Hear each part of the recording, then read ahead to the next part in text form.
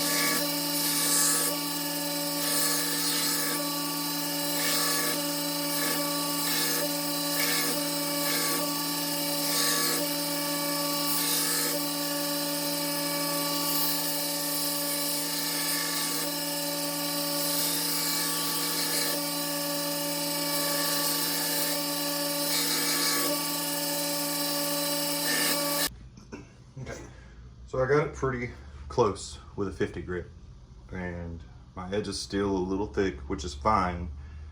I'm gonna go to a 220 belt and then try to get all the rough scratches out and things like that. And then I'll probably stay on the 220 to kind of bring down the edge to the final thickness.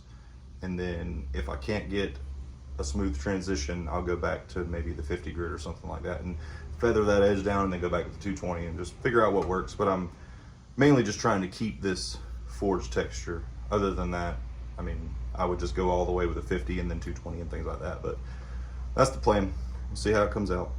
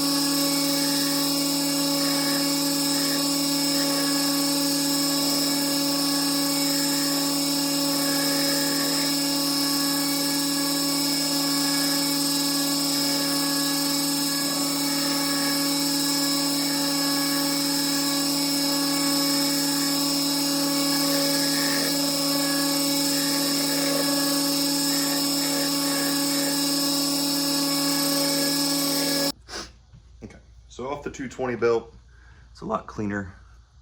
I did lose a lot of that forge scale. I didn't forge my distal taper in quite as much as I thought I did, so I ended up having to grind it in, but I think it looks all right. got the concept of what I'm going for here.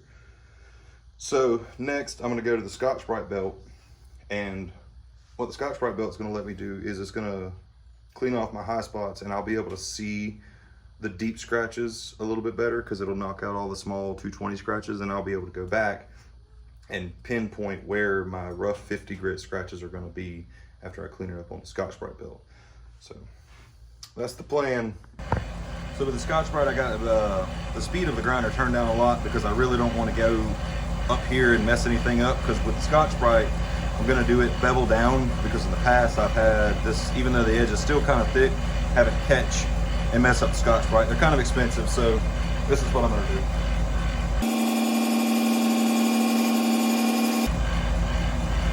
So you see there, I've got that little spot there.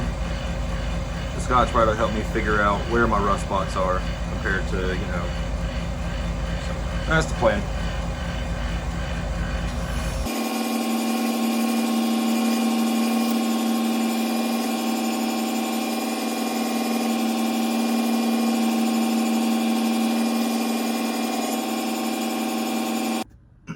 So now we're doing hand sanding. I got it off 220 belt and did a little bit of hand sanding, and since I'm completely oblivious to how to YouTube, I forgot to film, but I got it up to 400, and now we're going to 600. So I'm gonna get a clamp down and start that process. If I can find my clamp, the one I want, which is gone.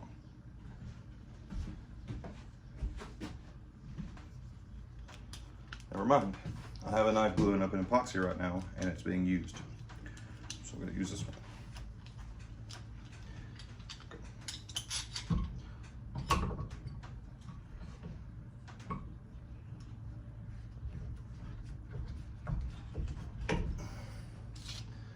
Okay. So 600 grit. And I like to start off with water. Once I get a lot of the scratches out and it's close to 600 grit or whatever grit I'm doing, I'll use WD-40 because I feel like it stays cleaning the paper a lot longer. But I feel like when it's rough, it actually gums the paper up with WD-40. So it's like a learning process, and just do whatever works for you, I guess.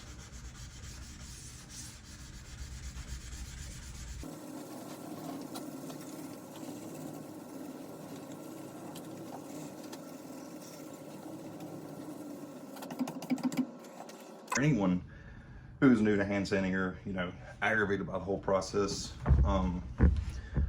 once you get through, say like, okay, so when I do my my last belt finish, I'll do like 220, maybe, sometimes 400, depending on, you know, how clean I'm. So I'm gonna wrap it up there at the hand sanding. Nobody wants to watch the long hand sanding drawn out process. You get the gist, you start at the low grit, and you work your way up through higher grits until you get the desired finish. But this is a very small channel. I'm just getting into doing the YouTube process or whatever. I've been making knives for a pretty good while now, so I've got that part. So the YouTube part is new to me. Videos aren't the greatest quality and stuff, but I'm getting it figured out. So if you guys are interested in future projects or whatever, do me a favor, subscribe, do all that jazz that you guys do, and I will try to crank out as much projects as possible. I'm always out in the shop making knives and stuff, so I will try to film as much as possible, and you guys drop me down and let me know what you'd like to see, because with the YouTube platform, I'll be able to do a bunch of weird stuff that, you know, I usually don't ever get to do, because I mainly just make a lot of chef knives and hunting knives and skinning knives and things like that. So you guys let me know what you want to see in the future, and subscribe and give me a shout, and drop on the Instagram or Facebook or wherever you guys are at and say what's up.